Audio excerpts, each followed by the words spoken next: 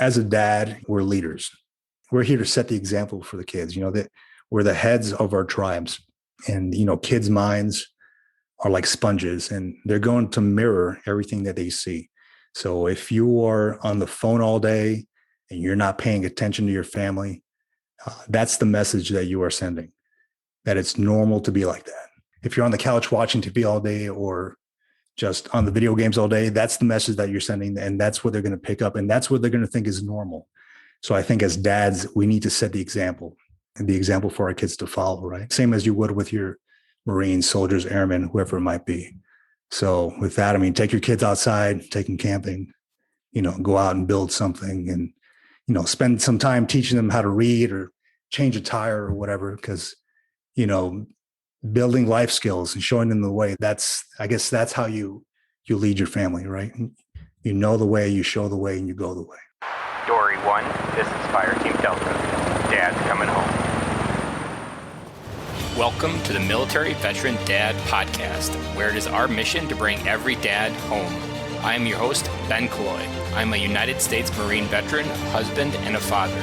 We will bring authentic conversations to inspire action in your life so we can close the gap between the dad you are today and the dad you want to be tomorrow.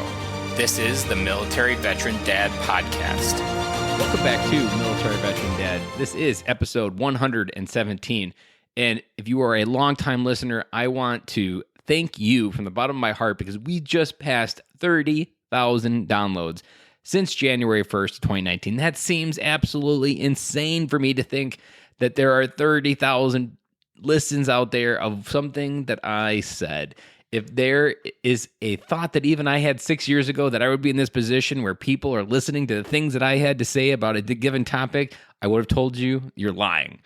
But that has come true, and it's because of the support for this podcast and its mission and its value that it's helping dads out there. So from the bottom of my heart, I thank you and for this support. And if there's ever anything I can do, please reach out. Ben@militaryveterandad.com.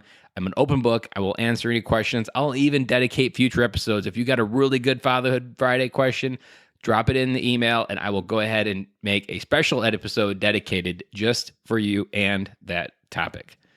So today's episode is with Victor de la Flor. He's an active duty U.S. Marine, currently holding the rank of Chief Warrant Officer 3. He's got 18 years of service, still on active duty. He did support in Iraq and Iraq Freedom, been married to his amazing wife for 15 years, and they have 3 kids, a 16-year-old daughter, a 10-year-old son, and a 6-year-old son. Outside the Marine Corps, he's also extremely ambitious. He is a small business owner that owns Undercover Clip, and there's going to be a website link in the show notes for this. This only works for Navy and Marine Corps uniforms, but this allows you to put this little clip inside your cover and allows you to put your sunglasses inside your cover while you're in uniform and store them so they don't get broken. And it was born out of him breaking a $200 pair of sunglasses. So if you're a Marine or a Navy, go check out that website and get one of your Undercover Clips. All around, he also has a dad blog called Eat Sleep Dad, where he's just serving as an online journal. He writes stories of adventure and life lessons as he experiences with his kids. He doesn't make any money from the blog. It's just a simple way for him to express what he's doing. And he also has a YouTube channel, Eat Sleep Dad. All of that is in the show notes as well. He grew up from just a humble beginning in New Jersey with very little, and it was almost a nearly daily discussion that he had at his home, where he was told that he needed to work so hard that he could live better than they did. And he took that to heart, and that is that discomfort that he created by going all in on that is what's paying off in the long run. And I'm super excited for what's going to happen for him when he's on the other side of transition. He's doing all the right things. And this episode, I know, is going to bring a few dads home. And if you love leadership, if you love last week's episode, 116, this episode is going to be right in the same category. I know you are going to love every minute of this episode. And just a quick disclaimer, the views represented in this episode represent Victor's views on different topics, not the United States Marine Corps. So now that I've got you all excited, let's dive into this episode with Victor de la Flor. Welcome to the podcast, Victor. Hey, thanks for having me, Ben. You have been one of those guys, and we've both been window stalking each other, I feel like, for over a year on social media. And then you reached out to me and said, hey, let's do a podcast together. And I was like, yeah, I've been watching you. You've been watching me. Let's make it official here. Go ahead and tell me a little bit about yourself and a little bit of background and your family today. Absolutely, man. So I'm in the Marine Corps. I'm currently serving, still on active duty. I'm currently a Chief Warrant Officer 3. I'm going on 18 years now, so pretty old guy out there. I'm currently working as a legal admin officer. So basically, that consists of just assisting commands with keeping good order and discipline. It's not the most popular job in the Marine Corps, I'll tell you that, but Yeah, it you doesn't do have a learn a sexy lot. title to it. Yeah, what's that? Doesn't have a sexy ring to it. It definitely does not, man. It's but you do learn a lot, and you definitely meet a lot of good people. Let me see. I've deployed to Iraq back in about 2005, 2006 timeframe in support of Operation Iraqi Freedom, and had the chance to travel the world a little bit after that. Where were some of the places that you went to after Iraq? After Iraq, went over to Thailand, a little stint over in Italy. Where else did I go? I was over in Iwakuni for a little bit, Japan. Were you with a No. I was just stationed out there. Just got orders out to Iwakuni. Japan was great. It was awesome out there. Got a chance to travel a little bit outside of there. I did Okinawa for 3 years. It was where I called home. Yeah, so I've been to Okinawa. I did the Staff Academy up there years ago. Good times out there. Yeah, we'll say that. I was reminiscing about it last night on a podcast, and my dream would be able to figure out a way to get back to Okinawa, paid by the government to speak on base post-Corona world. Like that I would pinch myself being able to revisit all of my memories of like 3 years of my life was there. Yeah. And like, it would just be like, I can't even really describe what it would feel like just kind of walking through my past in a very like future time frame, because it was 20 years ago almost, and just kind of reminiscing like, I remember that like it was yesterday. Yeah. Were you up at Foster? Or I was at Hanson. Hanson. Okay. So same place where I did the Staff Academy up there, right outside Hanson, Kintown, and all those places. Yeah. I was reminiscing with a friend about the bars off the Gate 2. It's just all that taco rice, huh? Taco rice. Like we were debating why taco rice hasn't actually taken off in the United States. Like it's the most simplest idea, and no one's taken hold of it at all. Like Taco Bell marketing should be all over taco rice. They should be, man. I think I had my fill on taco. Even, like something should be like, just put rice, cheese, and taco meat together, and you'd make millions. That's it. I don't know why it hasn't taken off. No, but I had a real good time in Okinawa, man. It was a lot of historical sites out there. We actually just did I was stationed in Hawaii before I came out to Southern California, and we did a little TAD trip out there. We stopped over in Wake Island for a refuel. That was nice and interesting. Oh, it was beautiful, man. It was beautiful. It was we got to do a quick tour of the island. Got to stop by 98 Rock and check that out. Then we flew out to Okinawa. We got to do a little tour of all the sites out there. Did you go to Hacksaw Ridge? We did. Yeah, we did. I went there as well. I never really connected all the history until I watched the movie, and I was like, whoa, I was there. It is incredible, man. I think the movie kind of makes it a little bit more exaggerated, like I guess the side of the cliff. But I mean, it's still big, right? I mean, it's still amazing what happened out there. But it was just. Did you get to Iwo Jima? No, I've never been out there. That was kind of like my gift out of the Marine Corps. I was EASing in August, and there was one. I'd missed all the opportunities prior to that, and our staff sergeant hooked us up to get a flight in like the June. So like 2 months leaving the island, I got to take a 1-day flight out there, and it was just an incredible way to end my 4-year service. Oh man, I wish I would have had a chance to go out there. I know they were doing like morale flights out there, and I never got a chance to stop out there. But it's definitely on my list. I do have a little bottle of black sand. I got Somebody 2 big jugs of it, like 2 cereal jugs that I carried back. I have yet to really figure out a good use for them.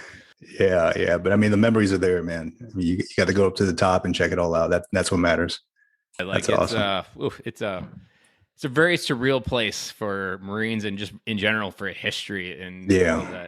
Oh yeah. I mean, you got to make it out there at some point in time. And I'm still, I only have two more years until I'm looking at retirement. So 2 years to make it out there. But you're at that point where you know almost everybody that you need to know, probably. Like you probably know a guy that knows a guy that knows a guy. I know many guys who know many guys. Yes. Exactly. Like you're well connected enough after 18 years that like, I think I could probably figure out a way to get over there. Yeah. No, I'll be able to jump on some kind of some flight out there.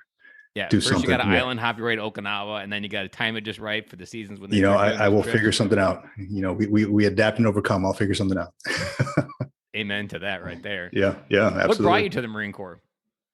Well, I'll tell you, man. I grew up in Jersey and a little bit in Florida, Central Florida, and I just didn't like I guess the position I was in. Right, I didn't like the area too much. After a while, it just got old. It was like a black hole. I just needed to get out. Right.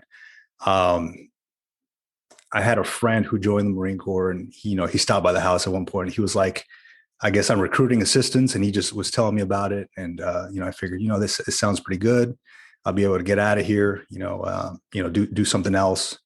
And I mean, that was really what attracted me to it. And it was just getting out of this black hole that was, Central Florida. There was absolutely nothing else going on. My friends were doing the same old thing.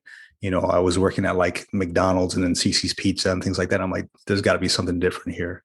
After 18 years to reflect back on that memory, is there something that you were running from? Because I often find like people join the military to run from a feeling or to run from a situation that they don't feel comfortable anymore, or there's just something that they feel like this is a better opportunity and they just have to run from the feeling of what you're kind of feeling of the darkness. I'm wondering if there was anything that comes up when I ask it that way. No, nothing that I was running from, I don't think. It was just more of I just needed a change of pace. I was not going to move back to New Jersey. I mean, there's a reason why I moved out of there, right? I wasn't going to, I just didn't want to stick around. I mean, everybody's doing the same thing all the time. It didn't change, from year to year.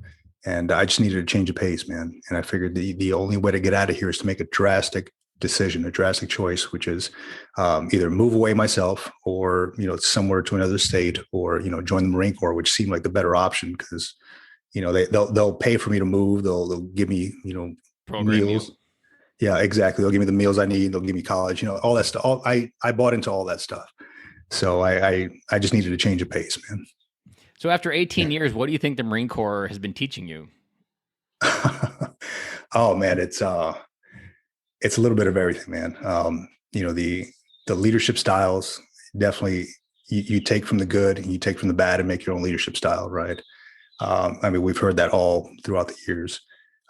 It's taught me, how to deal with, I was really bad with procrastination back in the day. It taught me how to deal with that. Because of course you got to be 15 minutes early to 15 minutes early, back and back and back. So it taught me that, I think the biggest thing in the recent years that it's taught me is, and something I've always had issues with, was public speaking. That's the big takeaway, man, because the job that I have now requires me to get in front of folks about 3-4 times a week and do public speaking. And I was kind of forced into it. And I'm grateful for that, because if not, then I would have just stayed in my shell. Right. But I mean, aside from that, it's just, me taking classes in how to public speak, going to Toastmasters, things like that, not paid for by the government, but just to better myself as an individual for my job. I love that, because that's the same kind of steps that I've taken. And I'm interested to see what your answer to this is. Yep. As you exercise your voice and your mind's ability to convert a thought to a story, is there like a overarching story that you find you're resonating deeper with as you learn to speak about it? Like your message you're making, like taking a lot of, like in speaking, a lot of it comes from taking your message and making it your message. Right. Well, I mean, I don't know if there's an overarching story. I do. Well, I'll put it this way. A lot of when I speak to my Marines, I want to make sure that, I'll give you an example like this. I just had a talk with one of my Marines yesterday. She had an issue with, she was exiting the Marine Corps. She didn't know what to do. She didn't know where her life would go, because she had some issues prior to the Marine Corps. She just didn't want to get back into those issues. She was running. Right. So, I guess my advice to her was, and usually my advice to any room of Marines that I'm talking to is, hey, look, don't look at the past, look at the future, find out what the Marine Corps has taught you, and, move forward in that direction. Right. If the Marine Corps has taught you leadership, utilize that. The Marine Corps has taught you how to establish milestones and how to achieve goals. Use that to your advantage. Just don't dwell on the past, because that's what she was afraid of. Right. Is kind of going backwards, getting back into the habit of what she was doing and where she was living, how she was living. Right. And I mean, that's really the overarching story of anybody I talk to is, hey, look, how can you move forward? Instead of dwelling in the past. I don't know if that answers your question or not, but it does, and it actually gives me one that I always maybe you could take this and add it to your speech when you help Marines understand this. Is people always talk the transition out of the military, but to me, it's important to analyze the first transition because you were actually a human being before you joined the military. Absolutely. And you're getting ready to become another human being, and you're still going to be on the other side. And we don't often look at like our goals and ambitions and objectives when we joined and then kind of reevaluating, did we meet those objectives? Are we going to redefine them? Are we a different person? Are we going in a different direction? And to me, it's a both of those. You got to first look at your first transition, and your transition out isn't your first transition. It's your second one. And it's not like it's the first time you thought about like this. You already made one transition, and you had to come up with thoughts and patterns of belief to get in this military. So now absolutely reapply that on the way out. Right. No, I completely agree, man. Even just recognize the growth of the gap between the version of who you were. Like, you're not that same person. Exactly. Right. So I know that when I leave the Marine Corps, I'm going to miss it. But as I move forward, it's a new chapter in life. Right. I just can't let the past affect me. Yeah. I've been pulling out this idea, and I just had another conversation with another Marine, and when I gave him this word, he was kind of almost frustrated because he was, I think, about the same time, like 17, 18 years in the Marine Corps. He was a first sergeant, deals with a lot of Marine issues. And I told him, we were talking about self-leadership. And he's like, I've never considered self-leadership as a concept, as something to teach. So I'm interested. Before I gray up what I think self-leadership is, when I say self-leadership to you, what comes to mind? Self-leadership. So what comes to mind is kind of, that saying, know yourself and seek self-improvement, Ooh, I haven't heard that in a long time. Yeah. Well, I mean, it's a real thing, and that's something I always preach to my junior guys is, you have to know yourself first. Before you lead somebody. You have to know where you're coming from. You have to kind of teach yourself a little bit. And it's really just taking a step back and analyzing your life and where you're headed. Obviously with when you're leading somebody, you're not going to show them, you're behind per se, right? You're not going to show them the worst of you. You're going to show them the best of you. You have to stand back, analyze yourself, and make sure that you are giving the best to the people that you're trying to lead. So teaching yourself to be, I guess, a servant leader, right? Teaching yourself first and then leading from that aspect. So I can't pin my finger on it, but know yourself first and always seek self-improvement. That's like in the Marine Corps lingo, right? It is. Where is it coming from? Like, I can't pinpoint like what part of my 4-year career did that get like burned in my head. Maybe it's something burned in boot camp, but I haven't like. Now that you mentioned it, I can't point it out, but it's always been a thing. Because to me, it's perfect. Like, it's even more ironic that this Marine that I was talking to didn't fully concept self-leadership, but the way you just described that is the definition of self. Like, you know yourself, you find your own weaknesses, you learn to lead yourself in a proper way. People like that, they will follow you. That's right. Exactly. And, you set the example for others to emulate. This is all like Marine Corps lingo, right? Exactly. That's why I'm kind of like, my mind's blown. It just makes sense. Wow, we were talking about it, but yet we weren't. Sunk in the entire 4 years that I was in. Like, this is what all this stuff that the leadership traits that JJ did, Ty Buckle, like all this stuff is self-leadership. And the crazier part that I've realized on the other side in business leaders aren't followed or considered great leaders because they have the best ideas. They're followed because of the way they lead themselves. Absolutely. And in the military, you have the rank problem kind of gets in the way where people get authority whether they deserve it or not.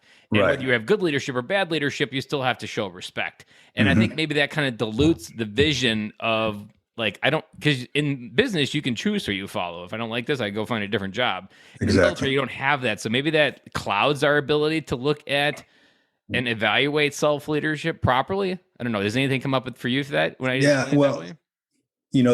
what I've always been taught was, you can respect you don't have to respect the person, but you have to respect the rank, right? In that aspect, you have to follow the orders, at least lawful orders, right? That's given to you at work if you're active in the military. But I mean, you have to respect the rank. You don't have to like the person you're working for. The way I growing up in the Marine Corps, I used to be, I guess what you call like a little bulldog, right? Back when I was like a sergeant, all that stuff. Yeah, I can see you being a little fire pistol, like just like, hoorah, good to go, Gunny. Yeah, no, but I mean, I would hold people accountable, and it. I would get counseled on these things, right? Like, hey, like you dial it back a little bit, And as time goes on, I kind of, your leadership style changes a little bit.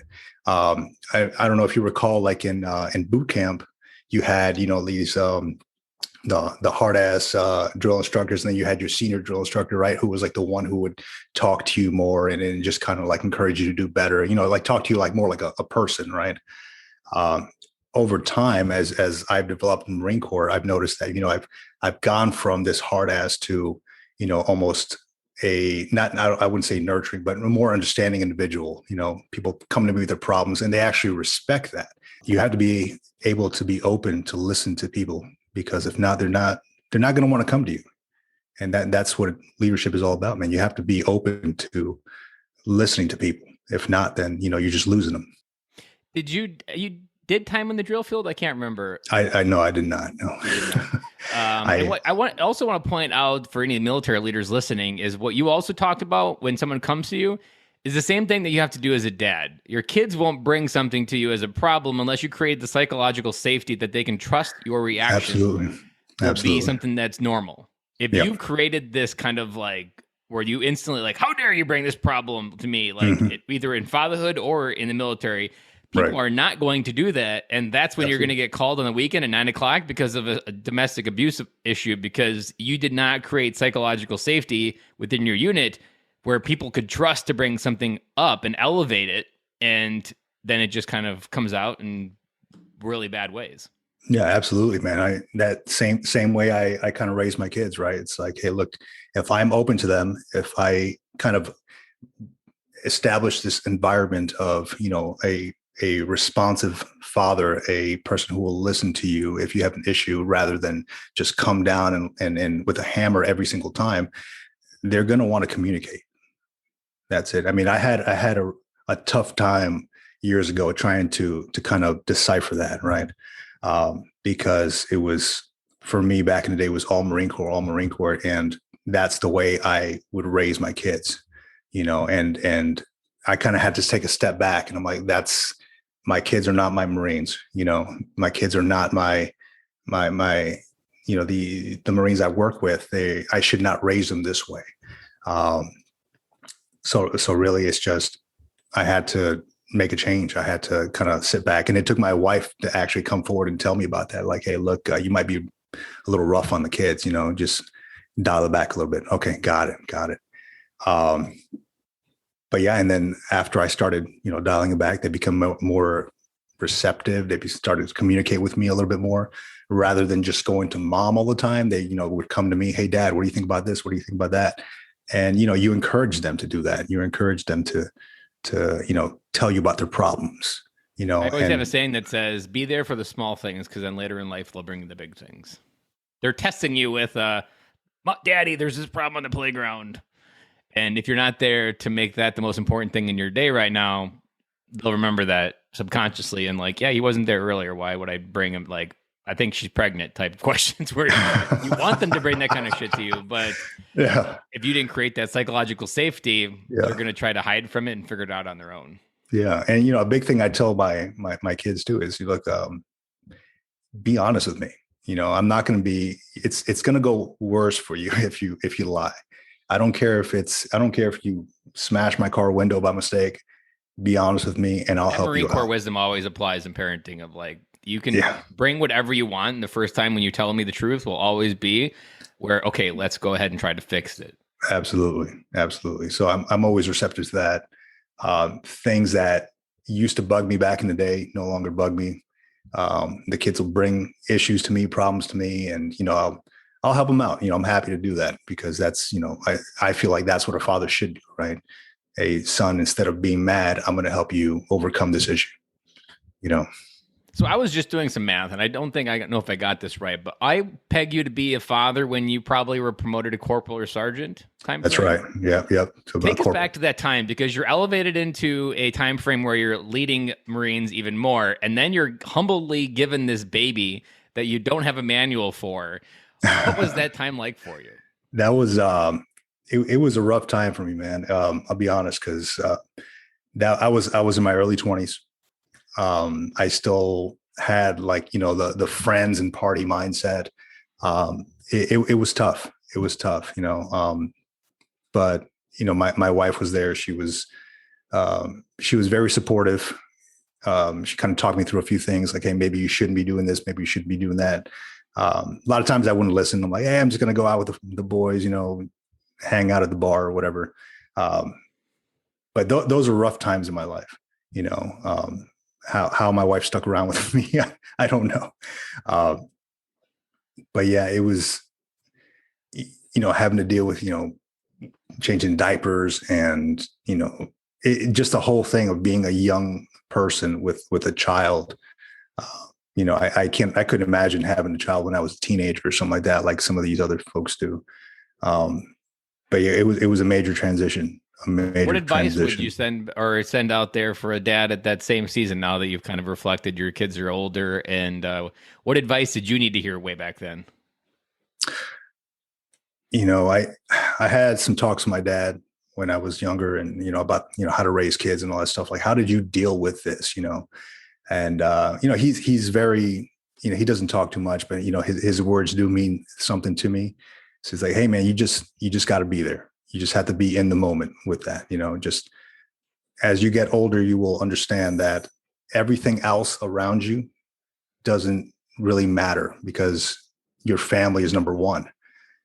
So all this, playing video games and not paying attention to your kid, which I've seen a ton of times,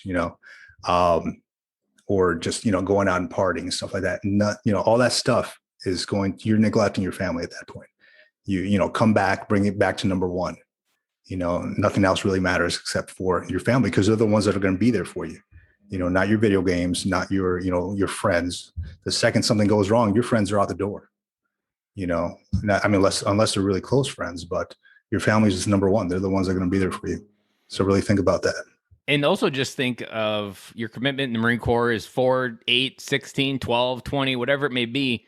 That's right. But your wife is the one to the end of your life. That's right. If you have a good wife, she'll be there to the end of your life. You didn't say I do, just like, I'm just going to hang on for a little bit. No, like whatever commitment you make, your wife, that commitment will outlast all of them. Absolutely. And if you don't prioritize in the military, the worst part is it doesn't create a safe place to even let that thought get oxygen. Like the Marine Corps has the worst joke that if we wanted you to have a family, we would have issued you one. That's right. I think it's better, but I think that, like, the fact that still gets laughs out of Marines that are still on active duty, like, that still means that there still isn't that safe place where family can be a priority yet. Right. I'd say over the years it has grown, the family aspect within the Marine Corps, because you cannot function and do your job properly if your family's not taken care of. Because even if you deploy and you're constantly thinking about is my family okay? Is my family okay? Now more than ever, are there more resources for, spouses or families and things like that. And I'm grateful for that too, even though, we don't really use all the resources, but I'm thankful that they're there, because a lot of times, people bring me issues like, hey, so what do I do, with this, with that? I'm like, have you talked to Navy Relief Society? Have you talked to the MFLAC? Have you talked to Military One Source? Whatever the case may be. So I'm grateful that those things are there for the service members, right? But I don't know if that answers your question, man. It does. We're just talking, so every question relates. Yeah. Absolutely. And so you have a son and a daughter, if I remember. I do. I have 2 sons and a teen daughter. Yeah. How old is your son? So they're 10 and 6. 10 and 6. 10 and 6, yeah. As you've brought sons into the world, what is it like raising kids that are boys? What have you learned about yourself as you raise them? So I will tell you, raising a boy is probably easier than raising a girl. um, at least at this age, right? Because right now they just want to play around. I got a trampoline in the backyard. That's all they want to do. So I'm like, hey, I'm cool with that. Let's jump on the trampoline. Um, Raising boys, it's easier. It's fun. I mean, you got like a little mini me with you. Just recently, just last week, my 10-year-old, he came to me, and this was like a super proud dad moment for me. He's like, hey dad, I want to buy an iPad. Okay, well, I have an iPad. He sees me on the iPad because I draw a lot, on the iPad. And I'm like, okay, well, what are you going to do? How are you going to get it? Because I'm not going to buy you an iPad. It's not your birthday. It's not Christmas. He's like, well, I want to earn it. I have, and he pulls out a sheet of paper and he's written down these goals. And I'm like, holy crap, you're 10 years old. You're coming to me with all this stuff. Like he wrote down milestones. That looks like a SMART goal. Who Yeah, even taught you that? Yeah. And, these are things, and it really like clicked. I'm like, man, everything I've been showing you has really paid off. It's paying off. He came by, he's like, here's my end goal. And he drew like a little brainstorming thing, right? Little arrows. Here's how I'm going to start doing this. Here's how I'm going to start doing that. He's like, I want to mow lawns. And if I mow 50 lawns by summertime, I'll have $1,000 and I'll be able to buy my iPad. I'm like, well, that's really impressive, man. So he asked me if I can help him with that. I said, absolutely. Let's do it. We're actually starting this weekend. We got a couple jobs lined up. So he's super excited. But, it was a super proud dad moment for me, because I'm like, man, this guy came up with this stuff all on his own. And everything that I've been showing this kid over the years it's really paying off. Like he's actually listening. Something's stuck in there. And it's like, no, I wasn't just talking to a wall that felt like exactly. Exactly. So, I mean, that was super cool for me to see, him just pulling out a little notepad and, writing all that stuff down. And, but, in talking to these boys, I mean, I understand the 6-year-old is really too young to understand a lot of the stuff. So we're just still molding him. Right. But even the 10-year-old, I'm like, hey, look, we got it in his head. I'm like, what do you want to do when you grow up? He's like, oh, I want to be an astronaut. All right, got it. Like, what do you want to do? Like, where do you want to go? He's like, I want to go to the Naval Academy. I'm like, wow, like, how'd you even find out about that? But he's been talking to my wife about it. And again, the super proud dad moment, right? He's just like, he's all about it. He's like, how do I get into the Naval Academy? How do I do this? And he's doing his research, So I'm hoping that that's the route he ends up going, right? Because then I guess college is paid for at that point. Yeah, and the other part, like just to use as a flashlight, is maybe you get lost, or whether you even question, like, is he just doing this because of me? Like curiosity, your curiosity as a human is the breadcrumb to your purpose and passion. So as long as it's what he's curious about, and he's like naturally looking it up and doing it because like, man, I really like learning about this. Right. Then he's always going to end up where he's supposed to be. It's if they're not curious, that's when you want to like, is this really what you want to do? Or are you just kind of doing it because it feels right, or it's what dad kind of showed you or something? Yeah. But curiosity is that thing that you always want to lead with. That's what I lead with in my life. And I always describe him kind of drunk on curiosity, because I've learned a lot of random things because I just like learning about things. And I'll figure out a little bit about myself every time. Yeah. So, I mean, that he actually approached me with that, and talking to my wife, and, I think she kind of got the bug in his head, and she was telling him all about it. But he's like, yeah, I really want to do it, and I'm like, well, are you doing it because I'm doing it? Because you don't have to be a Marine, or you don't have to go in the Navy. He's like, no, I think it'll be cool, blah, blah, blah, and maybe I could be a pilot or something like that. And I'm like, all right, man, that sounds super cool. Whatever you want to do, I'll be there. Pilot seems cooler. Like because NASA has their own fleet of stuff. And like, to me, that would be even like it's safer. It's less probably bullshit to deal with. You got the politics of NASA, but I'm sure it's a lot less than the politics of the military. No, but he's all about the whole space exploration. This kid is way smarter than I ever was at 10 years old. He'll come up and just give me like random facts on space and things like that. I'm like, where are you learning this stuff from? He asked me to help him start a website where he can just post like space facts. And I'm like, hey, let's do it, man. We'll we'll start this website. Have It's you just, had, has he looked at any of the podcasts for kids that are out there? Like Brains On is one that our kids always listen to. They just do a really good job of telling stories and teaching a bunch of random stuff to kids. No, I haven't really looked into that, man. I mean, I guess That I guess I just could like now. feed his mind even more because it just kind of gives you the wider view of everything. And like the kids are absolutely addicted to listening to Brains On. Yeah, no, I have to. What's it called? Brains On? Brains On, but there's probably like, I would say, when you start looking like kids podcasts, there's probably like 10 of them that are like really popular up there. But Brains On is the one that we do. There's one like every week, and they pick a topic from questions asked by kids. Of like one just weirdly odd one they came up with, like, why is our poop brown? And it was an entire episode devoted to poop. Oh, really? Yeah, and it was, I mean, they made it fun and made it interesting for the kids and different things, but it was just like, or like, why do we think disgusting things are disgusting? Like, what makes it disgusting? They do a lot of interesting things like that. Now that you mention those questions, now I kind of want to look into that because I enjoy it. Like, it's not a bad thing to have on the car when we're going in a road trip. Like, we all turn it on and then we listen to it. Like, it's a regular thing that we listen to now. Yeah, no, that's pretty cool. Brains On. I have to check that out. Also, the one other thing that popped in my head is, have you ever checked out the Jocko Willink books for the Warrior Kid? I got them all, man. I read them every night to the kids. Yeah, because like that when you were talking about the lawn mowing, I was like, it's just like that kid where he wants to fix up his bike. And yeah, we're on like irony chapter. Of those books is we're just reading the third one, so he just came out with a new one with my oldest. Yeah, and this one is where there's a new kid in school, and he's making the kid jealous of everything. And my daughter literally had a new girl come to school. Her name is Sophia. My daughter's name is Sophia, and she's making her jealous because she came in smarter. And I was like, that sounds like somewhere we read this story about like dealing with this envy feeling. And it was just crazy of how it like we can find relation to it in so many different stories that like, remember that? That's how the kid happened. And he was held accountable for his actions, not what the other guy did to him. And there's so much life being taught in those books. We might be reading the same book then, because I read it to them every night. They actually come and get me. The 6-year-old, he's like, Dad, you got to read The Warrior Kid, right? Yeah. So it's I think we might be reading the same one, Mark and Danny Reinhardt. Mark. I'm reading the first one to my 6-year-old son. Yeah. And my oldest daughter, we read the first two, and now we've just started the new third one that came out. Yeah, excellent books, man. And back when we were in Hawaii, we used to do jujitsu out there, Gracie Jiu-Jitsu.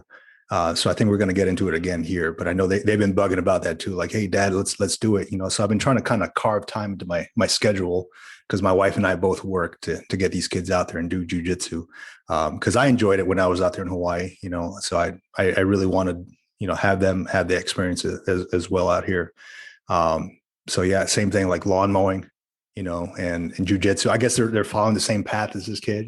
Yeah, like it's crazy when you plant those little seeds, they start growing, and how it all unfolds. And the crazier part, when you start like thinking of all this stuff, like, it doesn't take much for a kid to like start seeing the world differently. And entrepreneurship is such a great example that there's a lot of homeschoolers that I follow, and they use entrepreneurship to actually teach their kids what they need to know about school, but they use business to teach them. And I'm like, how primed is that child to go into the world to know that money is infinite and you can make it from nothing?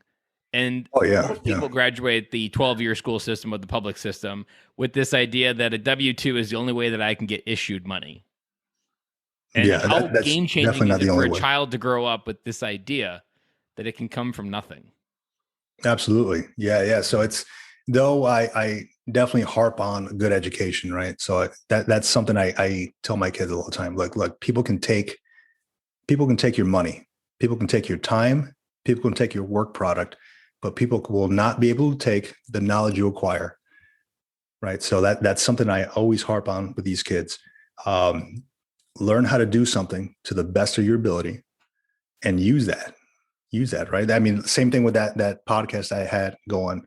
I learned so much over the course of all these years. All those conversations, they influence, and you never, no one's going to, even this, I mean, this is, I'm like up to episode 118, and like no one's going to take all that dad knowledge from me of all this. Yeah, absolutely. I mean, you acquire all that. Nobody can take that from you, right? You learn a second language. Nobody's going to say, hey, you no longer know it. That's all implanted in your head, so.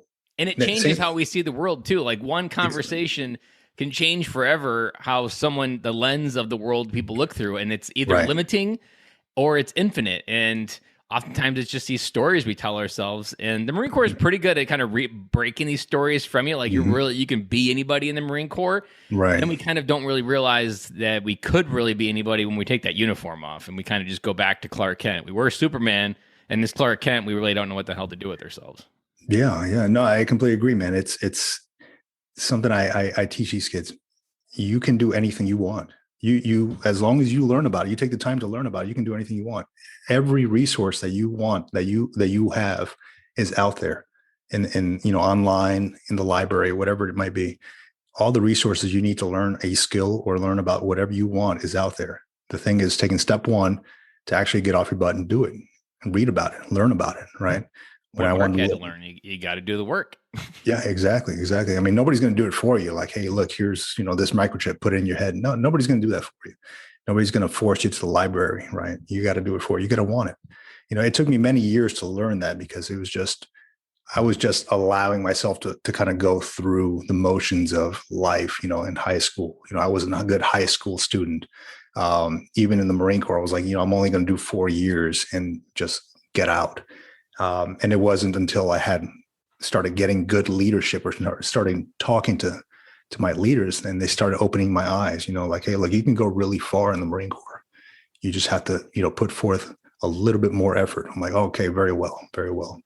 I mean, that's where it all stemmed from, is, I got out of my shell. I started, reading more.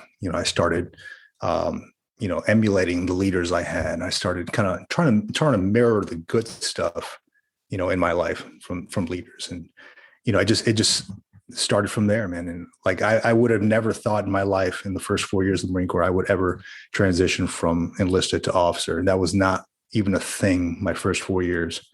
Right. And I talked about it so much that my wife just told me one day, she's like, just shut up.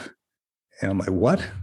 She's like, just shut up and do it already. Just, if you're going to apply for warrant officer, just shut up and do it. I'm like, okay, well, I guess that's the kick in the ass I need, right? And just do it. And, I tell the kids the same thing, just not shut up and do it. But, there's all this talk. How about we start putting things into action, All good stuff. And the idea of just recognizing the willpower of your own life, like, that is a very simple idea. But man, in 2021, with the way the American culture is wired, there are so many people that wait for permission. You were even like an example. Like, you probably were like, man, I just wish someone would walk up to me and say, like, hey, you could do it. And there was nobody except yourself that you needed to give permission to yourself for. Right. So that's a big thing, I think, with especially with this upcoming generation, right? It's like, they're just kind of standing by, they're waiting. And, that's something I got with my daughter right now. She's, teenager, really rebellious. Just, I'm the bad guy these days, because, I'm not her friend. She wants to talk to her friends, hang out with her friends. So anything that dad says is wrong. Right. So unfortunately, I knew what I was like as a teenager too. So I was probably the same exact way, right? Rebellious. I'm sure I gave my parents hell when I was young. But I mean, it's the same thing I kind of preached to her. I'm like, look, if you want to do something, don't rely on your friends or anybody else to give you the information, because they're not going to do it for you. Go out there and do it. My safe zone, where I feel comfortable with, is in the library. To be honest, if I could live in the library, I would, because I just love, just opening something up and just gaining knowledge. But I think right of all the time I wasted sitting in Okinawa doing nothing. And now, as crazy as my life is with 3 kids, I'm like, yeah, man, did I miss a prime time to just step into, just go all in on ideas or knowledge. Absolutely. Like, I was like, oh man, it was the simplest time in my life. I mean, looking back, like when it was happening, it was like, oh man, this time sucks. But now, like looking back, like, whew, that was the time to really, I mean, you could do anything you needed to, and you had, like, you had the time. You had a paycheck, you had 3 squares a day, you had a roof over your head. That's it. I mean, there has never been a larger safety net to do something scary, and all you got to do is fall back on the net when you're in the military without a family. Exactly right. I mean, even now, even with family, with kids, man, I try to carve out the time to do these things, right? Like I actually had to put it in my calendar. I learned this a while back, right? Because there was that issue with like work-life balance, and I was giving too much of my time, or most of my time, to the Marine Corps, in trying to answer commanders' questions and teaching this person or doing this. I spent so much time just involved in my Marine Corps life. It was like 80% Marine Corps, 20% family life, and I was like, something's off balance here, right? So I had to find that good balance. It took me a while to figure that out, I think. But once I did, everything just flourished. I was able to dedicate more time to the kids. I was able to dedicate more time to things I wanted to do, the little side business that I have, the blog, things like that. And I actually carved time into my calendar where I have specific times every night for distraction-free family time, and I figured if it's in my calendar and I get that little ding on my phone, put the phone down, maybe, 6 p.m. to 8 p.m. or whatever it is until the kids start going to sleep. Put the phone down, distraction-free family time. After they go to sleep, hey, that's game time. That's where I read, write, and study. And then that's where I take my own time to learn what I need to learn, to write these little books that I want to write, or read about anything that I need to read about, right? That's my time at that point. Yeah. So let's fast forward a little bit. What does life look like after the Marine Corps for you? That's a good question, man. It's one that I hear from my wife all the time, right? Life after the Marine Corps. So I'm working on a master's degree right now, in hopes that I finish it before I get out of the Marine Corps. I know I will. It's a master's degree in project management. So it's kind of in line with what I've been doing at work already, with managing all these different projects. And I just want to make sure that I have that degree in hand so I can just kind of be marketable to the world after the Marine Corps. Right? And there's a program I heard about. I forgot the name of it. It's escaping me right now. But essentially what you do is you go TAD for about 6 months on the back end of your career before, as you're EASing. And you basically intern at some company. And, you don't get paid by them. You get interned, right? You're TAD, so you get paid by the Marine Corps, and you learn that skill. And then they have the ability to hire you on at that point. Got a buddy that did that, got hired on by Amazon. So he's doing really well. And he was telling me about it. And I'm like, yeah, that sounds like the route I want to go. Not specifically Amazon, but, whatever company out there who, is a good standing company and will, provide good pay and all that. I think, I'm open to anything, really. I'm open to anything. My little side job or my little side hustle is probably not going to cut it, but it really helps that I've made contacts over the years, that I've, I'm working, I already got the bachelor's, I'm working on the master's, and, I'm working on certifications like on Coursera, things like that are paid for by the Veterans Transition Program. So I think all that stuff helps. Go ahead and tell us about your side project. Oh, okay. So it's called Undercover Clip. It's a little business I established, Undercover Clip LLC. So really, it's a little invention I made. It's a little piece of plastic that goes inside your 8-point cover, and it works for Marines and sailors. It holds your eyewear, it holds your ranks in place, and it makes your cover, kind of stand up straight and keeps it looking sharp. Right. I came up with that, established a business back in like 2020, early 2020. And since it has flourished, and it has, I got a contract with the Marine Corps Exchange. So they're in the uniform shops right now. They're in the Marine shop in Quantico and a couple other tactical shops across the country. So, it was fun to come up with that, a little design. And that all stemmed from, just being in formation one day over in K-Bay. And I bought a brand new pair of Maui Jim sunglasses. They were like $200 that weekend. And the formation was on Monday.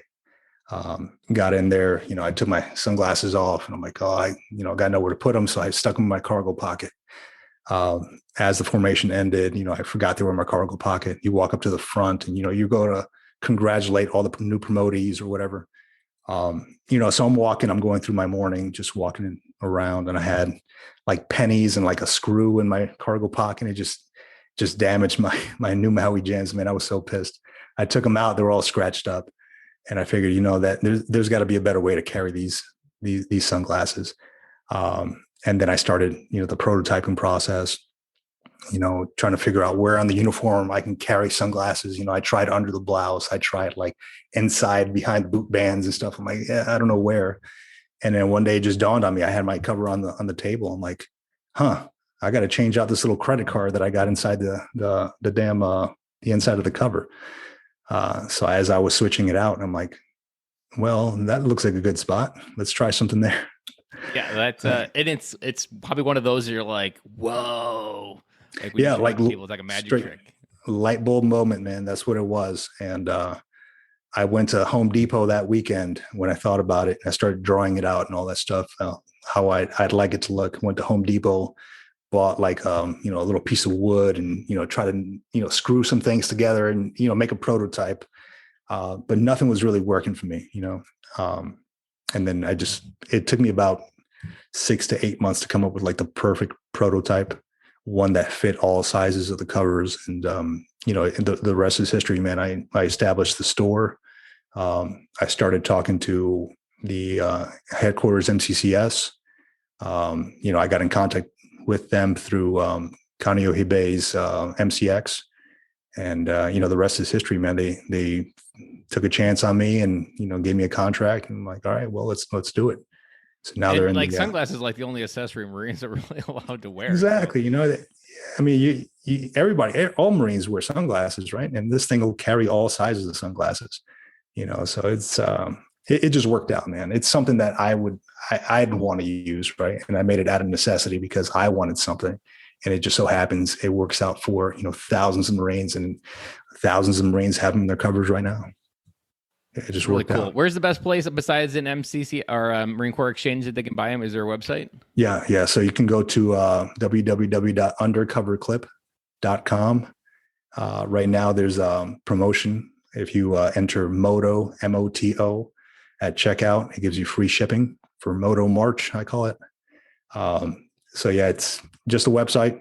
It's and aside from that, it's the Marine shop in Quantico, a couple of tactical shops across the nation as well. Well, all right, Victor, this episode has been everything that I wanted it to be. If we could gift wrap one thing for the listeners, what is your best piece of dad advice? As a dad, we're leaders. We're here to set the example for the kids. That we're the heads of our tribes, and kids' minds are like sponges, and they're going to mirror everything that they see. So if you are on the phone all day and you're not paying attention to your family, that's the message that you are sending, that it's normal to be like that. If you're on the couch watching TV all day or just on the video games all day, that's the message that you're sending, and that's what they're going to pick up, and that's what they're going to think is normal. So I think as dads, we need to set the example, and the example for our kids to follow, right? Same as you would with your Marines, soldiers, airmen, whoever it might be. So with that, take your kids outside, take them camping, go out and build something, and, spend some time teaching them how to read or change a tire or whatever, because, building life skills and showing them the way, I guess that's how you lead your family, right? You know the way, you show the way, and you go the way. Does that make sense? Amen. And like everything you summed up there, like, is why this podcast exists, because military dads have lived a rich life, but we often don't think about gifting that richness to our kids from our experience, our stories, our wisdom, our knowledge. Like, there is only 7% of the population is a veteran. Like, that gives us an edge and our kids an edge that no one else can touch. Yeah, absolutely. Absolutely, man. So, it's that's what it's all about, man. It's just, being the leader in your family, showing them the way, because that's what they're going to emulate. Same as you in the military have emulated your leaders above you. You are your kids' leaders.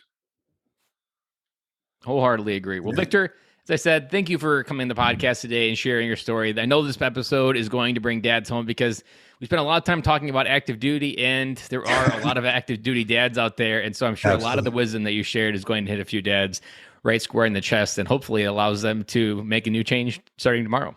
Awesome, man. Yeah, I'm glad to hear that, man. I hope it does.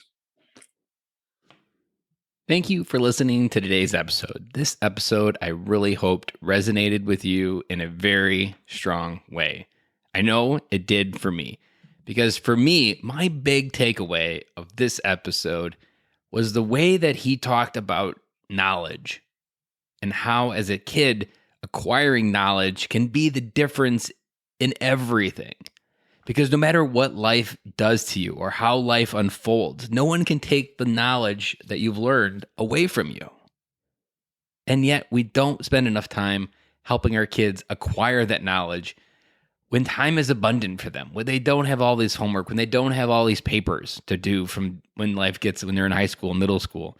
In those early ages, like the story with his son is learning skills and ideas that are going to carry on forever. And you never know how all those threads are going to intertwine into his future life. And to me, we need to spend more time helping our kids acquire knowledge when it's free and easy and they've got abundant of time. And when they're almost drunk on curiosity of learning, they love learning about new things, and teaching them the love of learning early on can extrapolate such a strong love of learning later on. Because the biggest pit most people fall into is they assume once you graduate college that learning ends.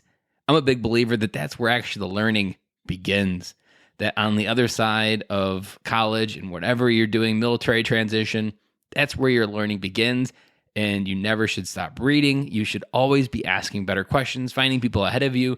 That learning process always continues. So to me, that was my big takeaway. I also want to remind you that if you haven't checked out freedadcourse.com, there is also there a free course, 5 audio lessons on how to have more friends in your life. If you know my story, you've been listening to the podcast for a long time, friendships was the one vehicle that began to help everything change. And through that, everything started to change. I asked better questions. I saw more value. And so this is a free course that I offered other dads, because friends can change everything. So go check it out at freedadcourse.com. 5 lessons, 10 minutes each, super easy, super quick. And you are always one conversation away from changing your life. This could be the one conversation that does that for you. So with that, I'm signing off. I hope that you have an amazing week. I hope that this week is packed with everything that you need. It's got great conversation. It's rich in adventure. It's rich in family time. And it is rich in time for you as well. Let's not forget that it is also important to invest in ourselves and just be with things that make us happy on our own. Signing off. Have a good week. Talk to you guys again on Friday.